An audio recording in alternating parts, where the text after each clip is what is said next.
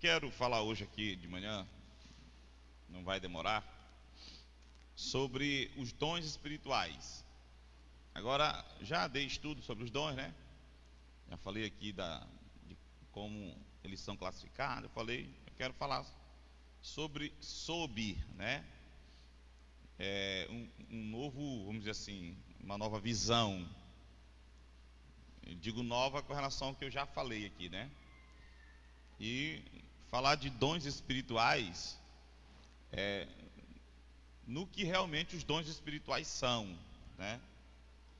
Porque falar de dons espirituais, todas as vezes que se anuncia, né, que alguém vai falar de dons espirituais, a primeira coisa que vem logo na mente, né, é alguém sendo usado em cura, né, libertação, profecia, aqueles 9 lá, né, vem logo na mente, né, dos que creem em dons, de 1 Coríntios 12.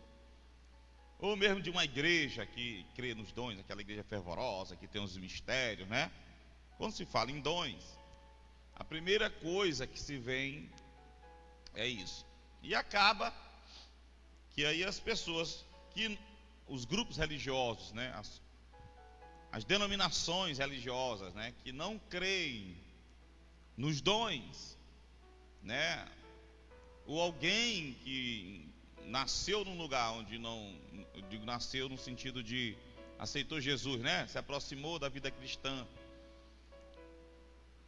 numa igreja que não dá ênfase aos dons, que não ensina a verdade sobre os dons, e até mesmo naqueles grupos religiosos que não creem, que são cessacionistas, né? Os que creem que os dons cessaram e que ficaram, vamos dizer assim, restritos, limitados à era apostólica, né? Que agora eles, já ouvi pregador dizer, pastor, né? Que aqueles dons eles foram manifestados com aquele poder, com aquela glória para anunciar o Cristo, né? Uma vez que Cristo foi anunciado, tudo não tem muita base, não tem nenhuma base bíblica, né? Porque o próprio Cristo fez os milagres para anunciar a sua divindade. Só que depois disso, o livro de Atos mostra o avanço da igreja, não só pelos apóstolos e os milagres acontecendo. Por exemplo, Filipe, quando desceu a cidade de Samaria, Deus manifestava os dons com poder ali, sim ou não? E Filipe não era nem apóstolo, ele era o quê? Primeiro se fala que ele foi ordenado ou nomeado um diácono, depois a Bíblia chama de evangelista, mas não chama Filipe de apóstolo. E ali é continuidade. Então Paulo, quando escreve aos Coríntios, essa igreja aos Coríntios, isso foi décadas depois que Paulo chegou em Corinto. Eu não sei te dizer quantos anos, mas segundo alguns estudiosos, Paulo aceita Jesus, né? Eu falei lá na festa lá. Paulo aceita, se encontra com Jesus cerca de 5 a 8 anos depois que Jesus foi ao céu, né? Então ali já tinha um espaço de tempo. Então depois que ele se encontra com Cristo, ele ainda vai passar alguns anos para começar a fazer a obra. Depois desse tempo que ele passa, ele faz a primeira viagem missionária. E aí eu não sei se é na segunda ou na terceira que ele vai a Corinto. Quem me ajuda aí? Mas não é na primeira que ele chega a Acaia. Eu acho que não é nem na segunda, eu acho que é só na terceira viagem missionária, que na segunda ele vai até a Macedônia. Nós vamos estudar isso aqui, viu? Para eu lembrar de algumas coisas, até eu aproveito para lembrar, vamos fazer isso aqui, uma geografia bíblica. Quem quer? Diga amém. A gente mostrar essas regiões, tudinho, né? A região da Galácia, da Acaia, de Tessalônica, a região da Galiléia, a região da Judéia, e a gente visualizar no mapa, né? Mas eu não estou falando aqui de geografia bíblica, mas de viagem missionária de Paulo. Eu não lembro bem, mas penso que foi na terceira viagem missionária que ele vai a Corinto. Então já tem décadas na frente, e ele ainda está falando de dons para os coríntios. Então não cessaram os dons, porque ele está falando para uma igreja décadas depois que Jesus foi ao céu. Foi na segunda viagem missionária, pronto. Na segunda viagem missionária ele vai a província da Acaia, a região da Acaia, onde ele vai até Corinto, né? E aí ele escreve aos coríntios, né? Isso ainda tem mais tempo depois que ele passa lá, que a igreja manda uma carta para ele perguntando sobre os dons, e ele responde sobre os dons. Então os dons não cessaram. Mas a compreensão de dons, ela tem que ser, a compreensão dos dons espirituais, ela deve ser observada, né? Vista por um aspecto muito maior do que esse, por uma visão muito mais ampla do que essa, desse contexto de 1 Coríntios 12, onde Paulo fala do dom de profecia, os dons de poder, os dons de inspiração e os dons de revelação. São os 3 grupos, né? Aqueles 9 agrupados em 3 grupos, né? A gente estudou um pouco aqui. Mas a compreensão dos dons, ela deve ser muito maior. Ela deve ser.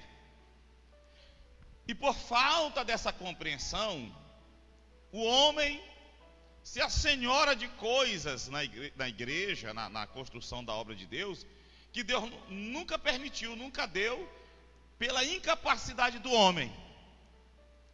Porque os dons espirituais, eu vou começar a falar aqui antes até de ler, porque quando a gente for ler o texto, a gente vai ter uma compreensão já melhor para entender o que eu vou ler. Eu vou começar pelo Antigo Testamento, que Paulo diz que essas coisas foram escritas para exemplo.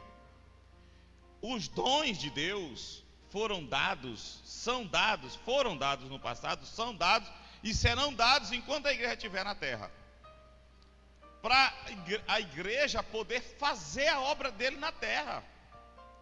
Não é só para andar com poder num culto, alguém ser usado em profecia, como eu falei aqui. Não, a compreensão dos dons não pode ser limitada a 1 Coríntios 12, onde ali aparece, né, a manifestação daqueles 9 dons. Efésios 4, né? Efésios 4 revela muito mais, quando fala dos apóstolos, né, que Deus deu apóstolo, profeta, evangelista, pastores e mestres. Um dom é um presente? Porque é dado, sem mérito algum. Essa é a compreensão primeira de dom. É algo dado.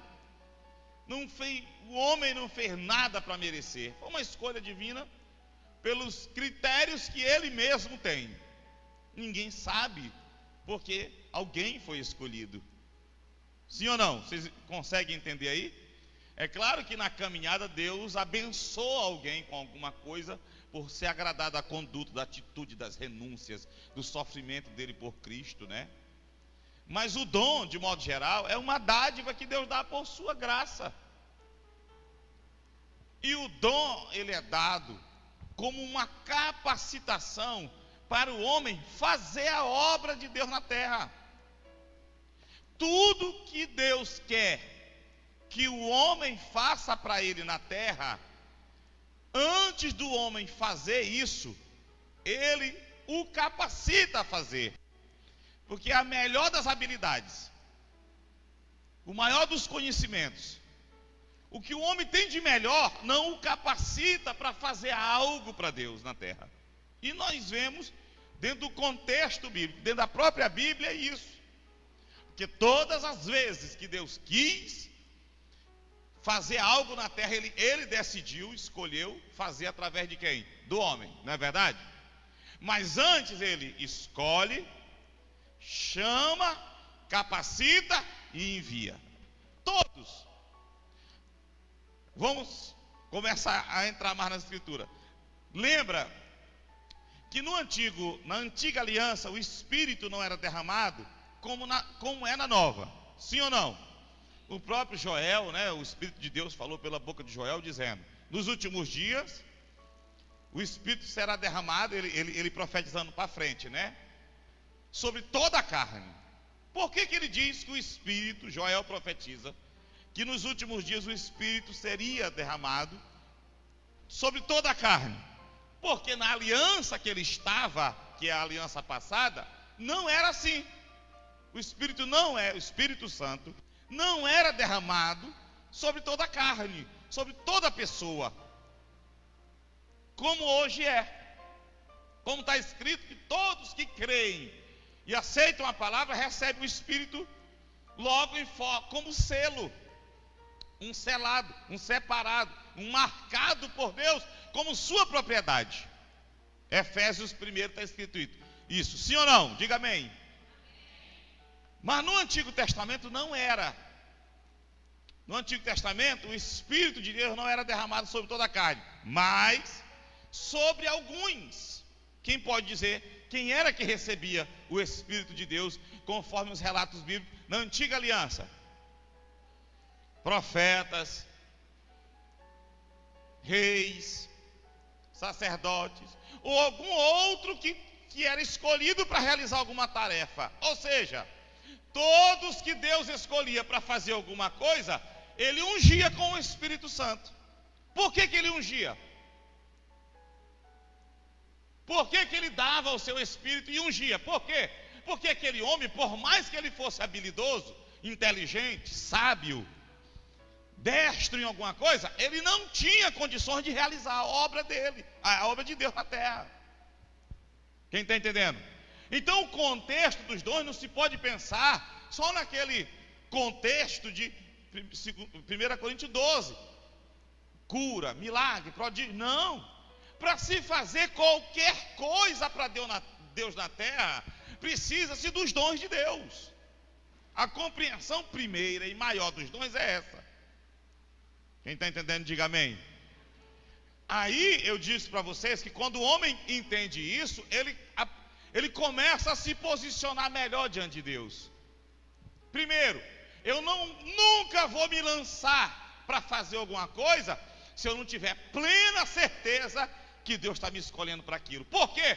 Porque em mim habita uma compreensão que eu preciso do dom de Deus, da unção de Deus para realizar aquela tarefa. Mas se eu não tenho essa compreensão de que eu preciso disso, eu me lanço a fazer qualquer coisa. Me lanço a abrir uma obra, começar um trabalho, ou querer fazer alguma tarefa na igreja. Às vezes até fico triste quando alguém recebe e eu não recebo. Igrejas grandes, que tem um monte de departamento, alguém às vezes até fica, não, chamou ela, chamou ele, não me chamou. Por quê? Porque não há essa compreensão. Quando há, a pessoa se posiciona melhor. Por quê, meu irmão? Se Deus quisesse para eu fazer essa obra, o homem não venceria Deus, Deus me escolheria. E se eu não fui chamado, eu não vou fazer. Por quê? Porque não se faz nada na terra, nada. Muita coisa que se vê hoje, e o desastre que está, e é normal alguém pegar o microfone e dizer assim, irmão, muitas pessoas escandalizadas com a obra de Deus, é por causa disso, irmão. Por que muita gente escandalizada? Porque são coisas humanas. Pessoas às vezes que Deus nunca chamou, nunca escolheu para estar ali. E às vezes até Deus escolheu alguns, em alguns casos Deus escolheu, mas age por conta própria. Começa a agir pelo que acha. Aí voltamos lá para Juízes. Cada um fazia o que achava melhor, certo, direito. E ali é a maior das tragédias, né? Nos livros da Bíblia, Juízes. E aí eu estou dizendo, o que é o dom? É uma dádiva, é um presente? É. Mas o dom é uma capacitação divina, uma capacitação de Deus para alguém realizar a obra dele na terra, fazer algo para ele na terra. E é a condição que alguém, para falar bonito, diz sine qua non, sem a qual não. Sem essa condição ninguém faz coisa alguma para Deus. Por quê? Porque as minhas habilidades não alcançam o nível divino. O meu nível de conhecimento, o meu nível intelectual ou de habilidade, seja o que for, não alcança. Porque é uma obra infinitamente maior do que a compreensão humana. Ela é espiritual, ela vem de um Deus infinito. que quer implantar o seu reino na terra, expandir o seu reino na terra, e que o homem, está escrito que muitas vezes nem vai entender. Outro dia eu preguei aqui, Jesus disse lá em João 13, né? O que eu faço, vocês não compreendem agora. Quando ele foi lavar lá os apóstolos, né? Os pés e a cabeça, e Pedro não aceitou. Vocês estão entendendo? Sim ou não? Então o dom tem que ser compreendido. Vamos para a Bíblia, né?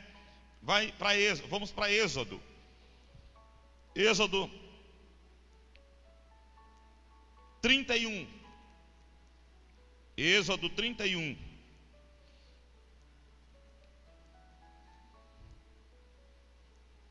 E aí, depois, se der tempo, nós vamos ver a responsabilidade de alguém que Deus dota com algum dom. É um privilégio? É privilégio, visto assim numa visão bem espiritual, um privilégio, né? Bem mesmo de quem tem os olhos bem abertos, é um privilégio. Imagina se é um privilégio você receber uma autorização de um governo para ser seu representante em algum lugar, e ele vai, alguém que entra, né? Alguém que é convidado por algum governo, por algum chefe de estado, para representá-lo em algum outro país, em algum outro lugar, já de ser um embaixador, né? Um diplomata, já é um privilégio enorme. Recebe ali uma capacitaçãozinha, alguns treinamentos, algumas coisas para poder desenvolver aquele ministério, que é um ministério. Imagina ser convidado por aquele que criou os céus e a terra, pelo Deus Todo-Poderoso, dono de tudo, ser escolhido por Ele, dotado por Ele de alguma capacitação para se fazer algo para Ele, por mínima que seja, né? Os que entenderam isso, irmão, nunca largaram a obra, nunca morreram muitas vezes na obra, foram apedrejados, morreram às vezes doentes. A gente estava conversando, eu e o Ítalo, sobre o livro. Ele está lendo o livro que toda a igreja devia ler, eu penso, né? Que toda a igreja devia ler, o Diário do Pioneiro Gunnar Wingren.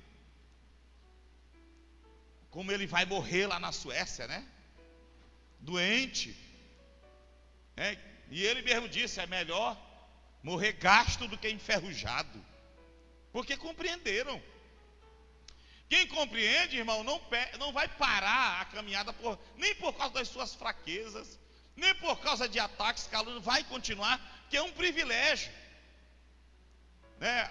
Alguém que compreendeu não vai trocar o seu ministério por cargo algum na terra, como tem muitos pastores, pregadores que davam frutos para Deus, hoje estão lá, a pretexto de estar fazendo a obra de Deus no Congresso, estão lá sendo deputados, sei lá o que for, isso, aquilo, outro, enganados,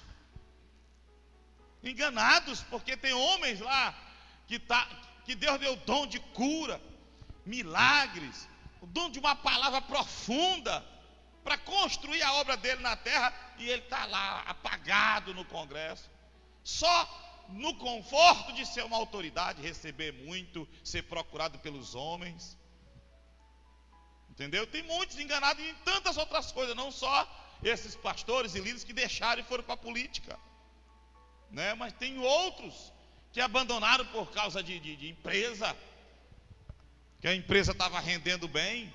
Eu lembro do testemunho do pastor Carlos Anacondia, lá da Argentina, que no dia que Deus despertou, acordou ele, batizou com o Espírito, encheu ele do Espírito Santo, abriu a visão dele, que ele passou a compreender o que era o reino de Deus. Ele tinha uma das maiores empresas, ele não diz qual é a empresa e nem o ramo, ele só diz isso, que era uma das, na época, há 30 anos atrás, 40, por aí assim, de 30 a 40 anos atrás, ele conta naquele livro, Escute Aqui, Satanás, que a empresa dele era uma das maiores da Argentina no ramo.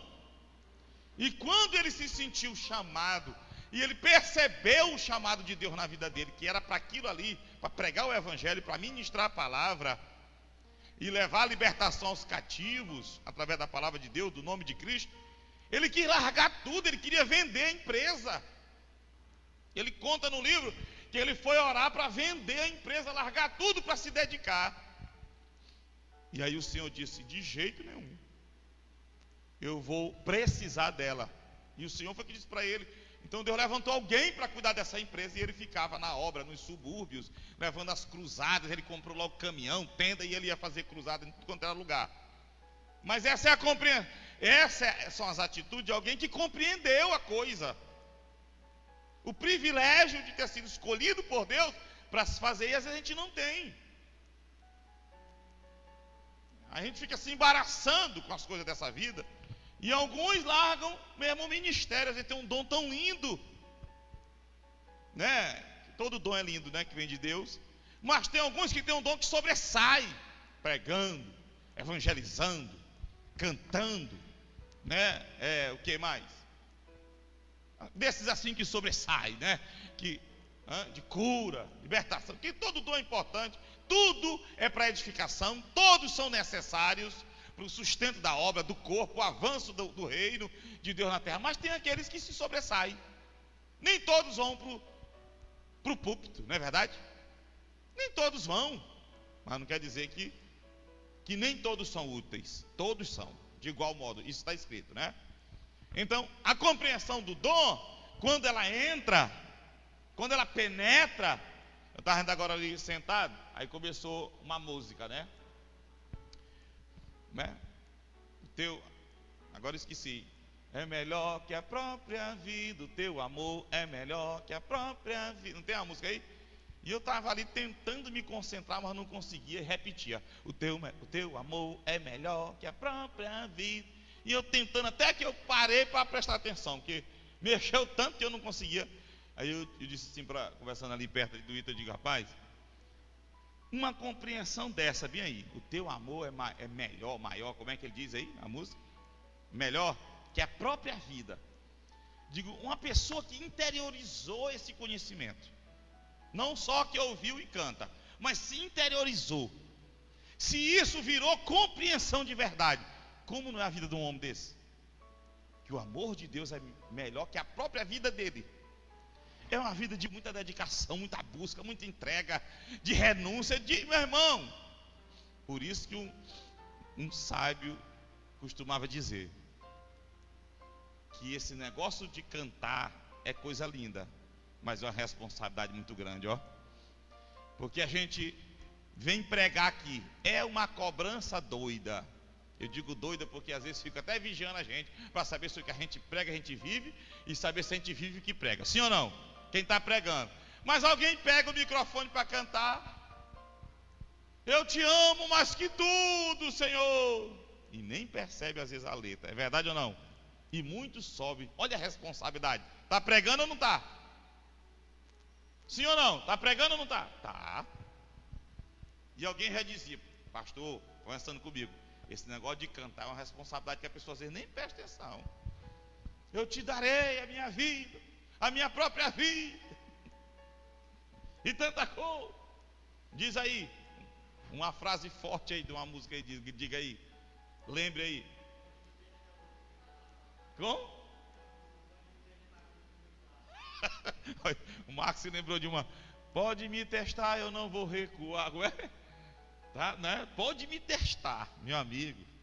Dizendo para Deus, ó, pode me testar que eu não vou recuar. Hein? Deus mandar umas provinhas, nós já estamos pedindo, Senhor, e alguém está cantando, pode me testar, me testa. O que a pessoa está dizendo? Eu não estou botando medo, mas eu estou dizendo a responsabilidade de quem canta, né? O que alguém está dizendo? Senhor, me prova, me mete numa prova, para ver se eu vou recuar. Só que tem base na Bíblia, tem ou não tem? E alguém orou assim, num dos salmos: prova-me e veja se há em mim algum caminho mau. Não sei se foi Davi que orou assim. Prova-me e veja se há em mim algum caminho mau e me guia pelo caminho eterno.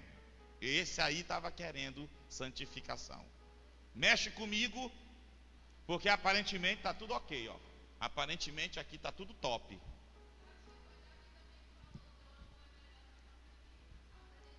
Pois é, está entendendo? Mas olha a vida de Davi. Eu não estou dizendo que não é para cantar e nem que está errado, mas a responsabilidade de quem canta. Davi provou que o amor de Deus era maior ou não do que a própria vida dele. Agora, está escrito, prova-me e vê se há em mim algum caminho mau, porque aparentemente estava tudo bem. Então aquele homem que queria se santificar, ele disse: Senhor, me prova, me sacode para ver o que vai brotar desse negócio aqui, mexe comigo, me coloca aí no negócio aí, para ver como é que eu estou. Aí vem e me guia pelo caminho eterno. Prova está no sentido de mexer, de atribular a gente, tá, mas está no sentido de propostas, está no sentido de portas fechadas, está em vários sentidos, onde alguém vai ser provado se realmente ama, quer servir, deseja servir. Aí ele diz: e me guia pelo caminho eterno. Quem está entendendo, diga amém. Né? Eu já não sei mais nem onde eu estava falando dos dons, né? Que às vezes alguém canta, né? Alguém que prega, tudo é importante, e é importante ver o privilégio disso, né? Como Billy Graham, quando foi ser chamado para ser presidente dos Estados Unidos, né? Como até mesmo homens de Deus foram chamados para serem líderes de não sei de quê, líderes não sei de quê, nem mesmo fora da política, né? O testemunho daquele pastor lá, o Caio Fábio, antes dele cair daquela queda feia da qual ele nunca se levantou, e eu digo isso com toda a convicção e com fatos, porque o que ele prega mostra, né? Ele diz que uma das coisas que fez com que ele caísse, enfraquecesse para depois cair, foi isso: um monte de cargo. Eu li uma revista, a Eclésia, há muitos anos, publicou uma entrevista com ele. O tempo que ele orava, que ele jejuava, que ele estava no quartinho dele lendo a Bíblia e se consagrando para ser diretor não sei de quê, líder não sei de quê, ser um dos diretores da rádio. Sou eu dizendo, mas era assim: diretor não sei de quê, associação não sei de quê. E ele conta lá que quando ele chegou, quando ele percebeu, não tinha mais tempo para Deus, e ocupado, entre aspas, na obra. Isso aqui é um engano terrível, que o camarada acha que está fazendo certo, porque está na obra, mas nenhuma obra é de Deus, ou pode até ser de Deus, mas não dada por Deus para mim, porque pode ser para outro fazer. Eu não posso entender que uma obra é de Deus, e que Deus me deu para fazê-la, e que me tirou o meu tempo com Ele. Eu não posso entender. Quem entendeu isso aí? A obra é de Deus, e eu ter certeza que Deus me chamou e me tirou o tempo de oração, de vida com Ele, de intimidade com Ele, de me fortalecer nele, não é de Deus, meu irmão. Salomão, outro dia eu estava me lembrando lá em casa, Salomão era rei, muitas atividades, muitas coisas, mas a Bíblia diz que todos os dias ele ia sacrificar. Ou seja, Deus chamou ele, não chamou para ser rei. Podia ser Adonias, podia ter sido outro filho de Davi, mas Deus disse que tinha escolhido quem? Salomão. Mas veja que apesar das muitas atividades, Deus dava tempo, e ele não fazia essa graça vã, ele ainda ia orar, ele ainda tirava tempo. E foi uma das coisas que a rainha de Sabá se admirou nele, que apesar das muitas ocupações, da excelência daquele reino, então ela entendeu que tudo aquilo que ela estava vendo vinha daquele lugar de onde ele não tinha largado.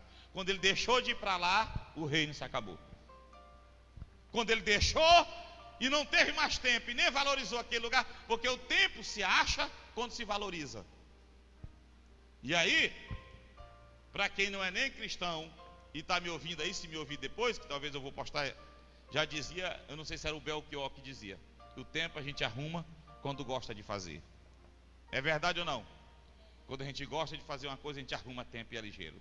Puxa daqui, estica dali, cancela ali, negocia para lá, eu vou depois, ou eu vou antes, mas lá eu gosto de fazer aquilo ali, encheu meu coração, é o que eu valorizo, não deixa de fazer. É verdade ou não?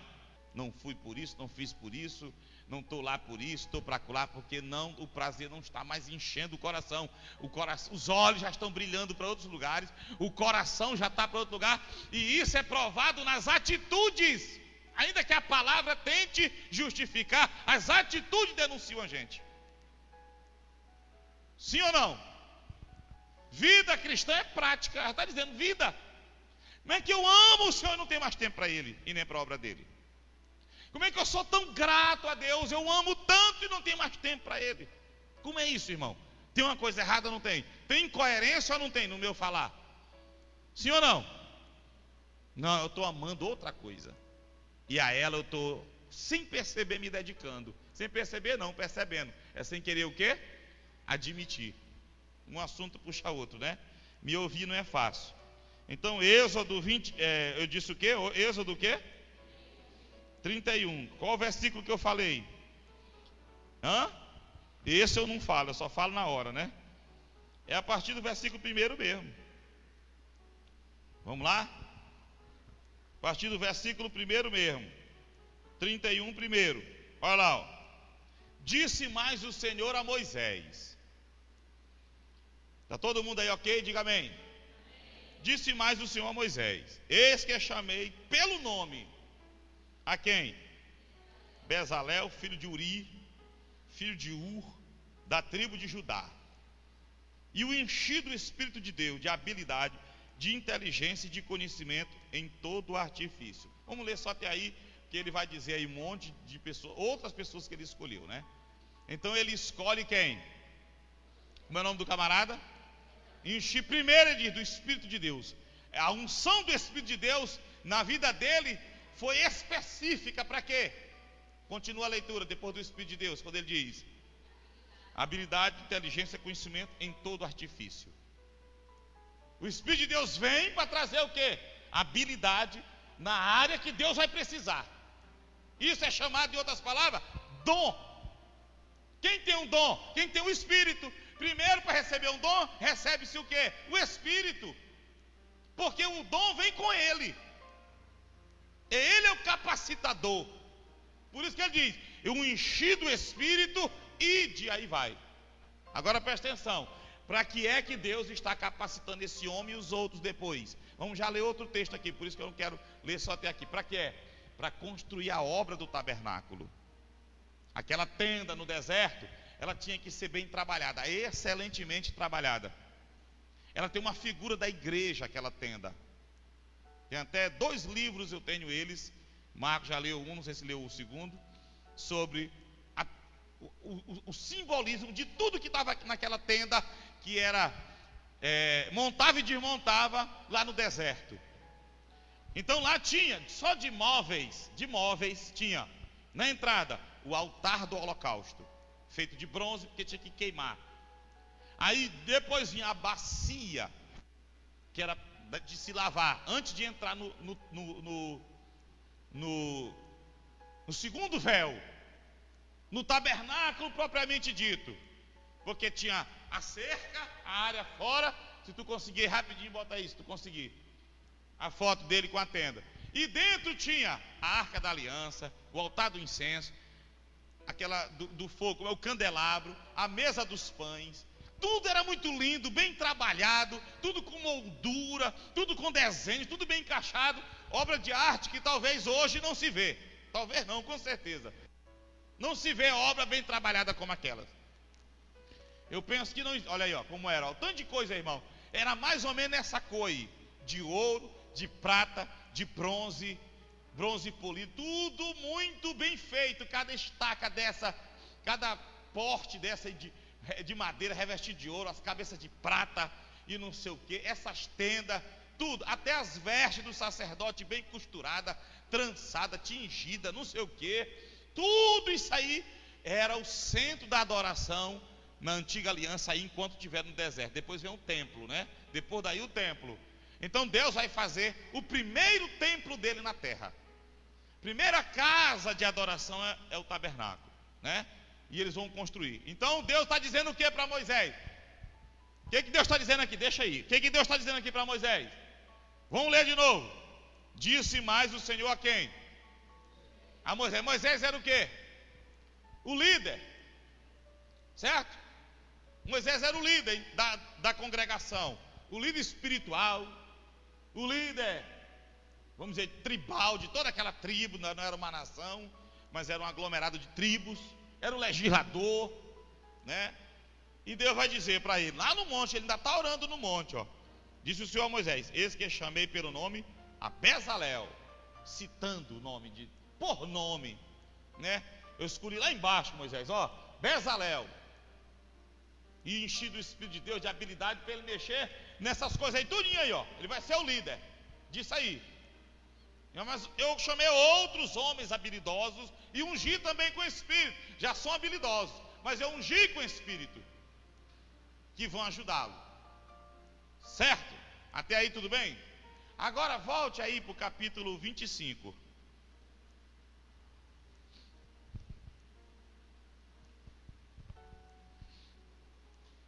Volta. Eu estou falando de qual é o tema geral aqui da pregação? Os dons, que não podem ser entendidos só naquele contexto de 1 Coríntios 12. Achar que dom é uma igreja. Não. O dom de Deus, a capacitação de Deus, a unção do Espírito é para se fazer a obra. Qualquer, pastor, mas tem coisa, meu irmão, vai fazer besteira. Se não tiver o chamado de Deus, a capacitação de Deus, pode até achar que é fácil. E aí que às vezes a gente se engana. É tão fácil, vai terminar fazendo besteira, porque é de Deus, não é de homem. Olha lá, o que ele vai dizer, ó. Moisés está no monte, versículo 1: disse o Senhor a Moisés: fala aos filhos de Israel que me tragam oferta de todo homem cujo coração mover para isso, dele recebereis a minha oferta. Para que essas ofertas que ele está pedindo? Para construir tabernáculo. Olha para cá, vou fazer um parêntese aqui. Lá em Malaquias, Deus fala de duas coisas: dízimos e ofertas o quê? Alçadas, não é? Dízimos e ofertas alçadas. Isso nada passou, porque Paulo vai citar isso no Novo Testamento, e tem vários textos onde a obra de Deus, da mesma forma como era no Antigo Testamento, vai continuar no Novo, o sustento dela. Deus não mudou. Agora quem vai sustentar vocês é o governo. Não, é desse jeito. Então eu preciso entender isso aqui bem rápido. O que é uma oferta alçada? O dízimo é a 10ª parte, a gente já sabe, né?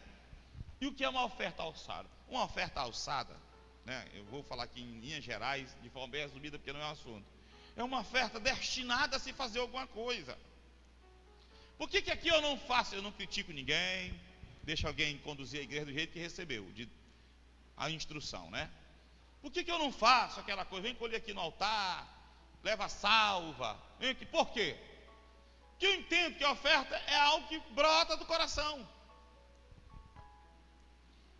e que a instrução deve bastar. Mas que essa oferta alçada, ela tem um propósito. Então eu não posso, todo dia, eu penso assim, está pedindo oferta, se eu não estou construindo num propósito de realizar algo. A igreja está caminhando, por tempo, vamos fazer uma coisa, por tempo, vai fazer outra, vamos fazer uma festa. Então, ali já tem um propósito. Esta é a oferta alçada. Vocês estão entendendo? Existe uma oferta com propósito. E eu não colho aqui, eu quero falar para vocês, eu sempre, qualquer culto que Deus me der a instrução, eu vou falar. Deus me lembrar, me mover, eu vou falar. Mas principalmente aqui que eu sempre sinto mais liberdade, né? Como eu digo. Com relação a dízimo e oferta, eu perguntei muito para Deus assim, como era a forma. Porque houve um tempo, já testemunhei aqui, que fui negligente nesse serviço, né? E Deus permitiu situações na minha vida, então a gente começou a ser fiel no dízimo e oferta. Antes de ser, ainda como ovelha, procurei, né? Me consertar, entendi que isso era verdade e era sério. Mas quando assumi como pai, mas eu me senti às vezes constrangido com determinadas atitudes, né? Isso aqui eu não estou condenando ninguém, isso é uma visão, um entendimento que eu tenho. Uma delas é chamar no altar, né? 10 corajosos, né? Que oferta aqui R$1.000. Quem tem fé? Aí faz aquele discurso de meia hora, 20 minutos, 15 minutos, aí chama no pé do altar, né? Aí ficam lá. Deus me revelou aqui, irmão, 20 homens aqui trazendo não sei quantos R$1.000. Aí a profecia não se cumpre, porque não era de Deus mesmo. Aí o cara começa a dizer: traga cheque, parcela no cartão. Entendeu? Aí como é? E aí, quem não vem, hein, irmão? Às vezes é um dizimista fiel, é uma pessoa que tem prazer de ajudar na obra do Senhor, dentro das suas limitações. Aí está lá os 10 corajosos e o resto tudo medroso. Não tem fé, não tem gratidão os outros, entendeu? Então tem essa atitude, tem também a salva. Não estou aqui criticando ninguém, estou falando aqui para a igreja que Jesus me chamou para pastorear. Aí mete a salva na cara da gente, né?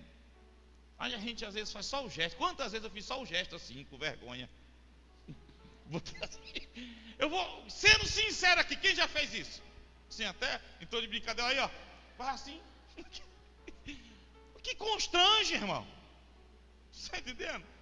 Chama para o altar, todo mundo levanta e a gente lá sentado. Meu Deus do céu, que coisa, aquilo tudo de não, irmão. Isso não deixa de ser o quê? Um constrangimento. Alguém pode até interpretar diferente, mas é uma verdade. Você sente isso. Como é que eu vou negar o que eu sinto? Que eu tô... Pois é. Entendeu? Calma aí. Entendeu? Então, irmão, não é que eu não creio nessas coisas, não. Eu creio. Sabe? E isso, antes de ser qualquer conceito, é uma gratidão. É uma expressão de ação de graça pelo que Deus nos dá. E é um privilégio de sustento da obra dele. Ou não é? Principalmente a gente sabe onde não tem mão de ONG, não tem dinheiro de ONG, não tem dinheiro de político, de empresário, de nada. É a igreja que sustenta, a igreja de irmãos. Então eu fui perguntar, isso tudo vinha em mim. Eu não posso negar um testemunho dentro de mim, de que eu fico constrangido, tá aqui outros aqui. Por que a gente faz assim um gesto? A gente fica com vergonha de não dar nada. Que nem um irmão que pegava R$1 e trocava em 10 moedas de 10 centavos. Isso é fato, lá no interior. Aí cada vez que a salva passava, ele 10 centavos. Para não ficar sem dar nada. Aí passava de novo 10. Não tinha um culto para o irmão não ofertar. Meu irmão, onde está isso na Bíblia? Eu estou fazendo isso por quê? Porque eu estou com vergonha dos outros. Não estou sendo movido no meu coração. Quem está me movendo é os outros, a tudo dos outros. Está entendendo?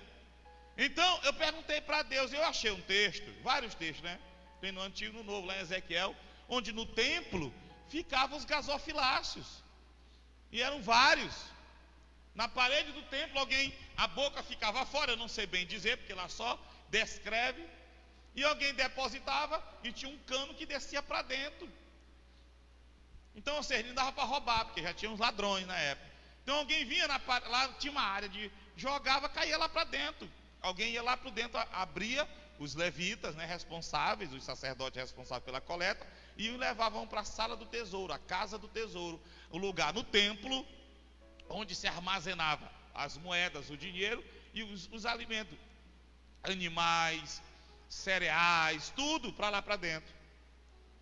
Mas não era na hora do culto, ficava o dia inteiro.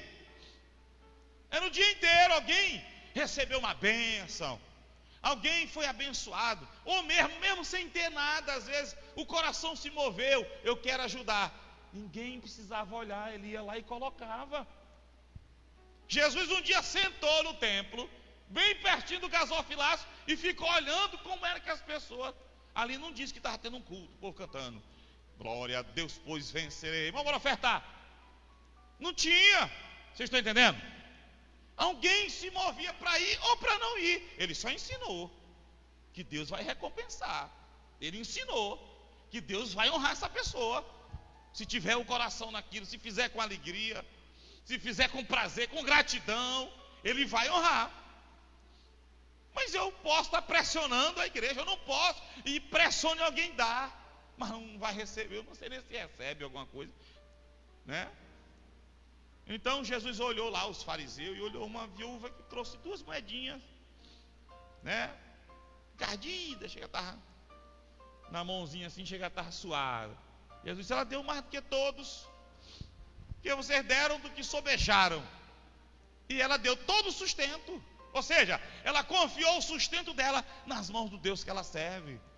Agora eu não posso pegar um texto desse e começar a pregar para arrancar dinheiro do povo, porque não tinha ninguém dizendo isso para ela lá. Eu até escrevi no livro 171, eu escrevi isso. Eu não posso usar esse texto para arrancar dinheiro do povo, em congresso, em festa ou em culto, em lugar nenhum, porque não tinha ninguém fazendo isso para ela. Eu falo lá no livro, dê uma lida nesse livro, tem até em PDF, entendeu? Mas se quiser comprar, tem também. Eu ainda tenho lá, entendeu?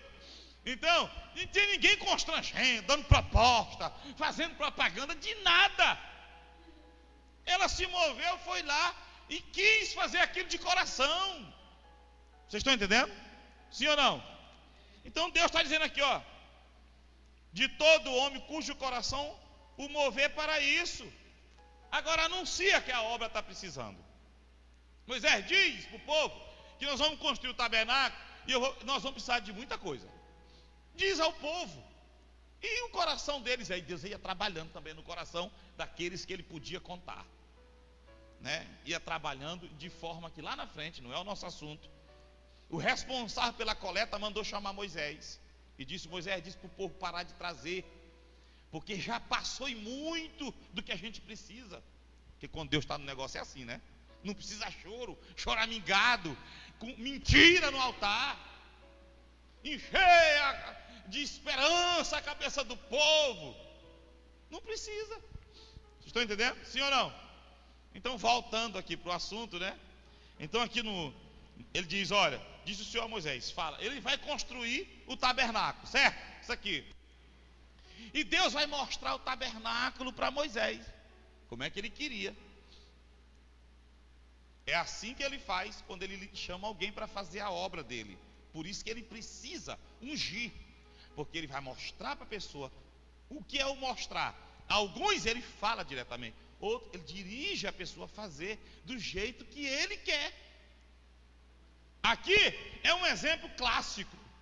Ele sobe com Moisés para o monte. Monte fala de quê? Comunhão, intimidade com Deus. Que quem está fazendo a obra não é só pastor, não. Está na cozinha, está lavando banheiro, está varrendo o chão, precisa estar no monte. Porque é uma pessoa ungida para dizer: Senhor, toda maldição, toda coisa ruim que caiu aqui, arrancando, vai tirando, vai lavando, Senhor. Se alguém jogou uma coisa amaldiçoada aqui, pensa que não existe essas coisas. Do que está fazendo a obra, está ali na porta, seja o que for, precisa ter a unção do Espírito Santo para fazer aquilo conforme Deus, e não a sua própria mente. E como é que Deus fez aqui? Olha aqui o exemplo maior. Ele leva Moisés para o monte, manda Moisés passar bem pouquinho dia em jejum, né? Quantos? 40 dias. Só começa a falar com Moisés depois do 7º dia, porque não é começar a fazer jejum e já que é usado, não. Contei um exemplo aqui uma vez de um cidadão que a gente foi para uma vigília, quase matava o irmão lá da outra, o filho da irmã que estava lá, porque ele estava em 3 dias de jejum. Ele estava em 3 dias de jejum e Deus era obrigado a usar ele, então, só pode. Ele começou a profetizar lá para o irmão, e não sei o que, e falando lá que o irmão, que o jovem era isso, era aquilo. O Ilquia, pastor Ilquia me viu, George, quem é aquele cidadão que tu convidou? Eu digo, não, ele é convidado de um convidado. E ele estava para matar o filho da irmã ali. Aí eu encostei lá.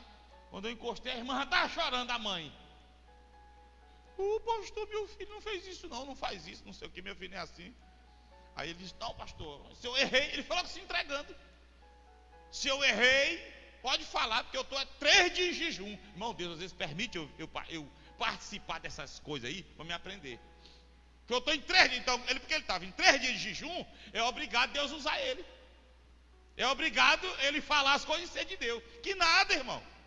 Moisés passou 40. E Deus só falou com ele depois do 7º dia. Detalhe, quem chamou ele para lá? Deus.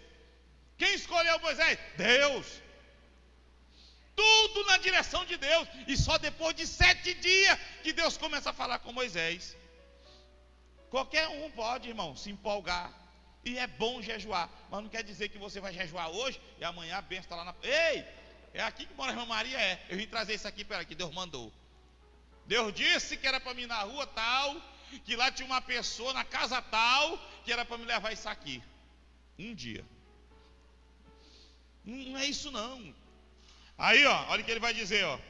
Moisés está lá e Deus vai o quê? Mostrar o que para ele no monte? A obra para ser feita, o tabernáculo. Vai partir daqui, Moisés. Vai ser o centro da vida de vocês. Onde ficava o tabernáculo?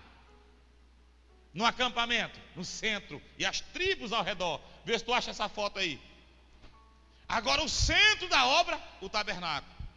Olha o que Deus vai dizer. Olha para cá, depois a gente vira para lá. Olha o que Deus vai dizer no versículo 8. Não perca esse texto, viu? Mas depois você me pede se não achou. Mas está aí na sua Bíblia. Êxodo 25, 8. Depois que ele fala de que oferta ele queria para o povo trazer, ele vai dizer, ó. E me farão o quê? Um santuário. É esse aí que ele está se referindo, ao tabernáculo. É parecido. Esse aí é mais ou menos um desenho do que ele falou. Não vou dizer que é igual não, viu? E me farão um santuário para que eu possa habitar no meio deles. Espera aí. Para Deus habitar no meio do povo, Deus disse: vocês vão construir um santuário. Agora detalhe, vão construir do meu jeito. E olha o que ele vai dizer no versículo seguinte, o 9. Segundo tudo que eu te mostrar, para modelo do tabernáculo e para modelo de todos os seus móveis, assim mesmo tu vai fazer, Moisés. Por quê? Para que eu possa habitar. Podemos até fazer de qualquer jeito, mas ele não vem habitar. Podemos até caprichar e fazer. Olha, os filisteus, o Israel, quando foi carregar a arca da aliança para trazer, eles carregaram ela em quê? Num carro novo. Ali representa o esforço humano.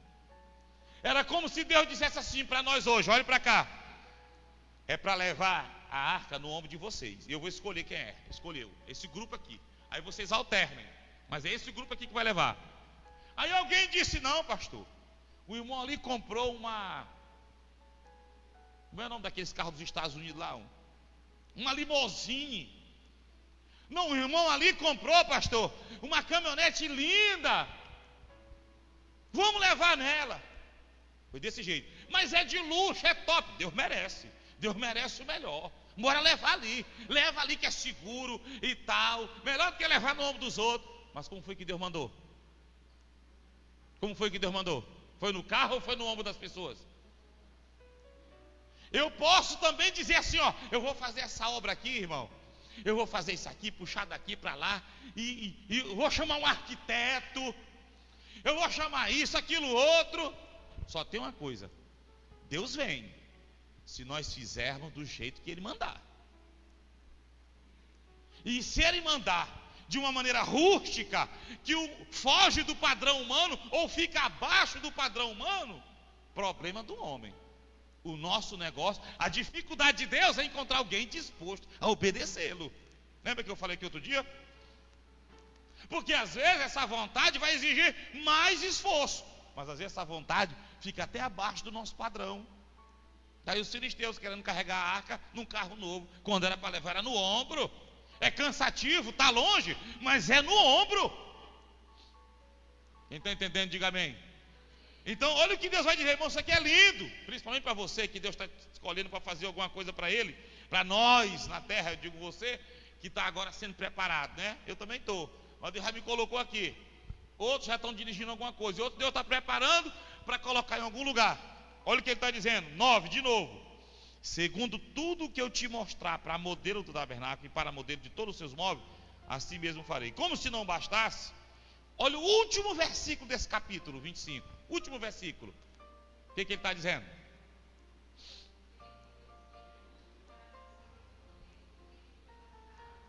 Deus repete, irmão. Olha, Moisés, vê, pois, que tu faça tudo conforme te foi mostrado. Tudo. Eu quero tudo. A obra de quem é, Moisés? Não é minha? Tu vai ser só instrumento. Agora presta atenção. Ele enche Moisés do Espírito, capacita Moisés e está enchendo Moisés cada vez mais do Espírito, de sabedoria, para Moisés fazer o quê? Liderar a obra. Era ou não era? Qual era a obra de Moisés? Qual era a principal função de Moisés? Ensinar a Torá, ser o mediador, ou seja, recebeu a lei de Deus e entregar ao povo, noite e dia ensinar. Agora espera, mas Moisés está sendo dado para ele como líder fazer um tabernáculo. Moisés sabe fazer tabernáculo? Tem algum momento na Bíblia que diz que Moisés era artífice? Não tinha. Então Deus vai fazer aqui, derramar o Espírito dele agora sobre homens, para construir, para ajudar Moisés. Agora preste atenção, para quem Deus deu a visão de como seria a obra? Para Moisés. Deus deu a Bezalel. Bezalel subiu no monte. Como ele ia fazer? Moisés ia dizer assim, iam ficar doidos dois. Rapaz, faz assim. Não foi assim que eu vi, não. Era mais assim, não sei o que. Não. Então, a visão do líder está lá na frente, ó. É assim. Só que o mesmo Espírito que enche o líder, enche alguém. E aí quando Moisés falava para ele, o Espírito que estava nele acionava, ativava a capacitação, e era como se ele estivesse vendo também. E eles vão construindo da mesma forma. Olha a unidade do Espírito. Olha a capacitação do Espírito sobre a igreja. Por isso que é preciso orar. É preciso estar atento, porque nós estamos dirigindo o culto aqui, nós estamos conduzindo, estamos procurando fazer na direção de Deus. Eu acabei de falar aqui para vocês, para a gente orar sobre a Santa Ceia, sobre a criança, nossos filhos poderem ceiar ou não. Então você vai sendo escolhido para fazer alguma coisa, tem que ter cuidado, porque se o mesmo Espírito está com a gente, essa obra tem que seguir o mesmo padrão, não por causa de mim, mas porque o Espírito de Deus quer fazer a obra dele da mesma forma. E aqui eu não falo de cor de parede, e aqui eu não falo de modelo de púlpito, mas da obra espiritual, de ensinar o povo a viver para Deus, a como entendermos a vontade de Deus, como compreendermos a forma de viver para Deus, como Deus quer a nossa dedicação. Quem está entendendo? Não pode ser diferente. Jairon me mandou, pastor, faça aí o negócio lá do banner lá na porta que eu sugeri. Digo, ó, tá bom de botar aqui uma placa dizendo que está tendo culto ao sábado. Aí eu disse, não, isso aí é contigo enquanto tua esposa. Aí ele disse assim, eu disse, o que eu faço é umas artezinhas que eu tenho, um aplicativozinho que eu sei fazer. Pois era isso, pastor, que eu estava falando. Eu digo, eu pensei que tu queria. Não, tu que tem que fazer, vai orar, vai ver como Deus vai te dirigir, porque isso não vai interferir não. Pastor, eu quero fazer uma placa azul, vermelha, com o nome não sei que cor, eu quero botar o nome do ministério assim, ministério que sapeca o povo com fogo. Glória a Deus, não vai mudar nadinha nós lá. E vão me orar para ser assim mesmo, para sapecar o povo com fogo. Mas não vai mudar nada. Às vezes, irmão, a gente fica orando. Eu estava dizendo, não sei com quem que eu estava conversando ontem, dizendo, irmão, a gente quer orar. Deus, como é o nome? Irmão, tem coisa que Deus não dá valor algum, por isso que Ele não fala. Deus, por que tu não fala? Porque Ele não dá valor. Porque não tem valor diante de Deus. Isso é uma questão humana, de se colocar um nome, vai bater em cartório, não sei o que. Falar nisso, nós estamos trabalhando no registro da igreja, viu? O advogado já mandou, está pronto, já estou trabalhando nisso aí, estamos ajustando nós dois lá, né? Mas eu todo tempo eu oro, Senhor, fala aí, me diz como é, confirma. Isso é uma coisa que fica, como diz o povo do interior, no rabo da fila das preocupações de Deus. Porque tem gente aí, irmão, que antes de abrir a guerra está tudo registrado, já tem tudo coisadinho, já tem, sabe? Mas não tem nada de Deus, tudo do homem. Estão entendendo? Sim ou não? Então não é a placa, como eu estava dizendo, não é a placa. Vou botar uma placa ou outra, isso não mexe comigo, e Deus vai guardar meu coração para nunca mexer. A prova é que aqui nem placa tem, mas nós vamos botar, porque às vezes alguém passa e pergunta até se é igreja. Falando assim, já deu uma ideia para a gente botar isso aqui lá fora. Que alguém vê ao menos uma placa dessa, ao menos para chamar a atenção. Essa preta aqui, ó. Menos botar aqui o Giovanni, ele sempre diz: pastor, essa frente aqui é comigo, né? Mas é uma coisa que não enche meu coração, e nem deve encher nunca, porque eu não vejo encher o coração de Deus. Eu vi a história do avivamento Azusa. Quem já leu a história do avivamento Azusa? Sabe quando os homens começaram a se preocupar com essas placas? Quando o fogo foi se acabando, quando o fogo foi se apagando lá, e o Espírito de Deus disse até para o Bartleman, Frank, o nome dele, Frank Bartleman, sei lá, blá, blá, blá, disse: vão colocar nome. E era o Espírito de Deus já dizendo: o fogo está se acabando, eles agora estão começando a se preocupar com essas coisas, e é só o que começou, pronto, não demorou, o fogo se acabou. Não se ouviu mais falar do avivamento Azusa. Agora, alguns que saíram impactados vieram para o Brasil, foram para outros países, e o fogo foi pegando o mundo inteiro. Deus dando oportunidades para quem quer. É desse jeito que minha obra deve caminhar. Quem quer, alguns rejeitavam, perseguiam eles, outros não. Então, deu para visualizar aí? Deus chama Moisés e mostra. Deus chama o líder de uma congregação, de uma obra, e mostra.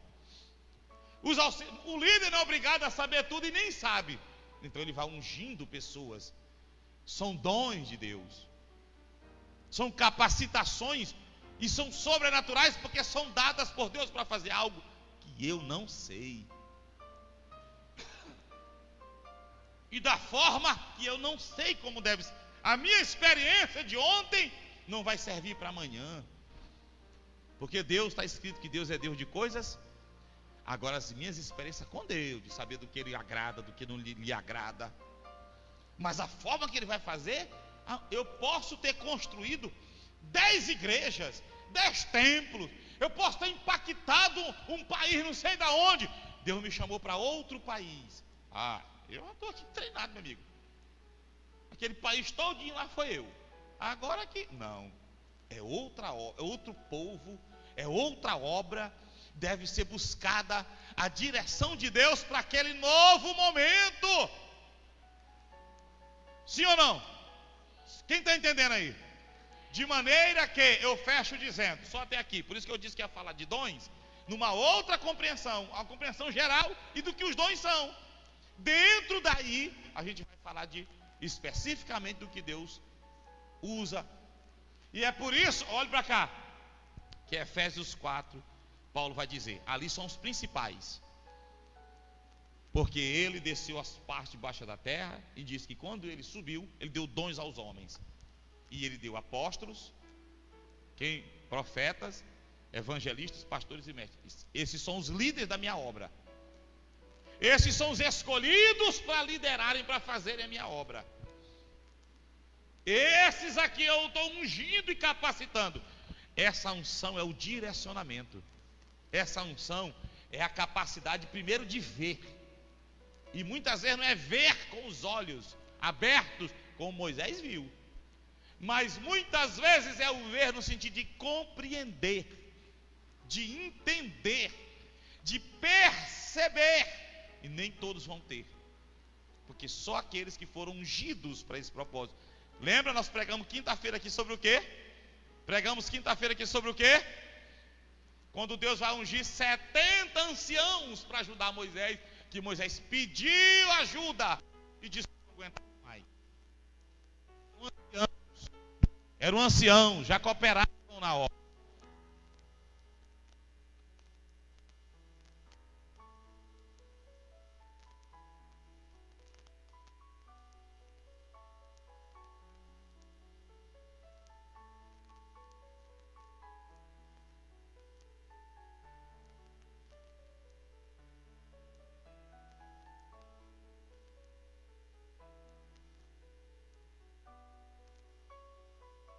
Os 70 anciãos já cooperavam na obra. Deus podia dizer assim, olha para cá, já quero encerrar. Moisés, esses 70 já tem experiência aí, já ando contigo faz tempo, são anciãos.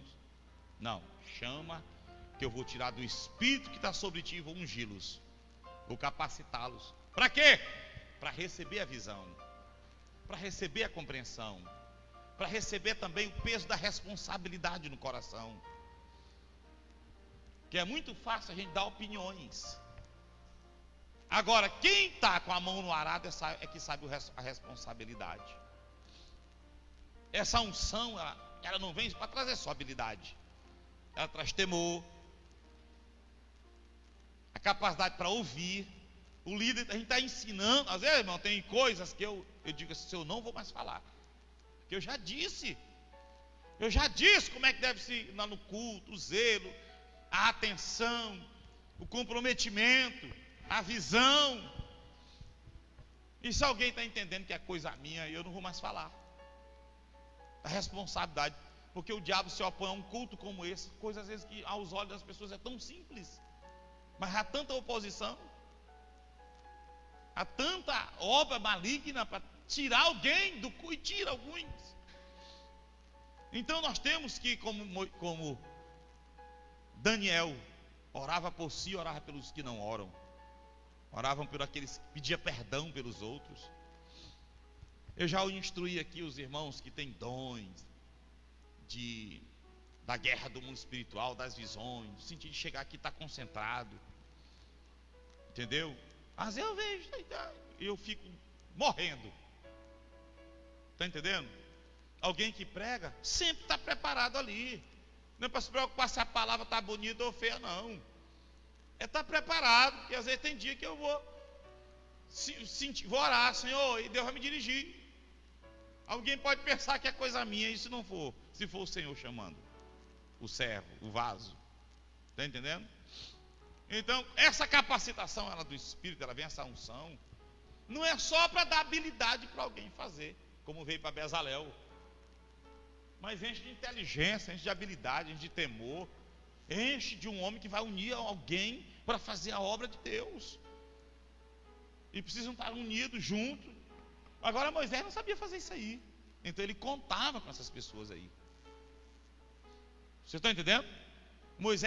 O que Moisés lutava era para compreender cada vez mais a Torá, ensinar o povo, orientar o povo, julgar o povo, porque ele era um juiz e legislador porque deu a legislação, mas juiz julgando as questões que estavam entre o povo, isso, aquilo, outro, confusão, e ensinando. Mas ele não sabia fazer isso aqui, mexer com ouro, com ferro, com não sei o que. Ele não sabia costurar. Pelo menos a Bíblia não mostra que ele sabia. Então ele ia contar com quem? Com aqueles que Deus deu. E se alguém tivesse aí desatento, relaxado, como é que ia ficar esse tabernáculo? Como é que ia ficar? Hein? Como é que ia ficar? Goteira. Daqui a pouco chegasse não dar uma chuvinha, goteira. Por quê? Porque o fulano não costurou direito, não fez do jeito que era para fazer. Aí está lá coisando, de repente bate um vento, a cerca cai. E aqui não está aqui, olha lá, olha aquela fotozinha de lá, ó. Isso aqui é a foto maior, olha lá, olha aquela tenda, ó. Olha a tenda aí ao redor. Essa cortina, isso aqui era o átrio. Mostra o átrio aí, bota o cursor no átrio. Olha, ó, essa primeira parte era o átrio, olha a tenda aí, ó. O tabernáculo propriamente dito, o santuário era lá dentro, ó. Me parece de 9 por 27, parece. O tamanho desse tabernáculo dentro. Olha a fumaça que caía lá atrás, ó. Era um compartimento onde estava a Arca da Aliança. Era os últimos, parece que 3 metros que ficavam lá atrás. A ideia que dá é que a fumaça está lá no quintal, né? Mas não é no quintal não. Entendeu? Rapaz, o vento bateu, Moisés, e derrubou aqui um lado aqui. Por quê? Porque nós não encaixamos direito. Não podia acontecer isso. É a casa de Deus. Era o santuário de Deus. Entendeu? Ah, Moisés, não, meu irmão, não pode. O negócio aqui, não. Cada um procurando dar o máximo de si naquilo que foi chamado, naquilo que Deus foi. E esse deve ser o nosso foco. Quer ser abençoado? Esse é o foco. Posso esquecer de tudo, menos disso. Por isso que um dia eu estava pregando no interior, fui duro. que um pastor me compartilhou, né? Que não podia, não tinha tempo para orar e ler a Bíblia, trabalhava o dia todinho. Aí eu digo, meu irmão, então larga. Que como é que eu sou um pastor e não tenho tempo de orar e ler a Bíblia? O que eu vou levar para o povo? Primeiro, se eu não oro, o que eu tenho de Deus? Moisés está 40 dias no monte, em oração e jejum, para receber a palavra. A palavra está aqui. Mas eu preciso da revelação de Deus. Deus vai trazer para mim nela a compreensão, a clareza do que a igreja está precisando. Como é que eu vou ter isso se eu não oro? Se eu não tenho tempo para Deus? Até botei agora no status aí do WhatsApp, que Deus não vai rebaixar os padrões dele, por causa dessa compreensão do homem moderno que não tem tempo. Para encontrar Deus, para ter intimidade com Deus, ainda temos que ter tempo, e investir muito tempo. Que Deus não vai se rebaixar a essa pressa do homem moderno. Aí eu vou dar uma aliviada aqui, porque não, de jeito nenhum. Te disciplina. Pois eu tenho valor para ti? Pois freia a tua vida, enxuga ela. Fica só com o que é necessário, se eu tenho valor para ti. Se eu não tenho, pois segue do jeito que tu quiser. Agora não pensa que seguindo do jeito que a gente quer, nós vamos ter Deus. Como foi falado ontem lá no culto. Então está aqui, ó. É preciso cada parte. Aí isso aqui tudo, não deu tempo. Se eu for para o Novo Testamento, você vai ver Paulo falando da utilidade de cada membro. De cada membro que é necessário, cada membro do corpo tem sua função. E todos trabalhando junto para quê? Para que a obra de Deus cresça. Primeiro no sentido espiritual, solidificando. E depois no sentido numérico, se expandir mesmo.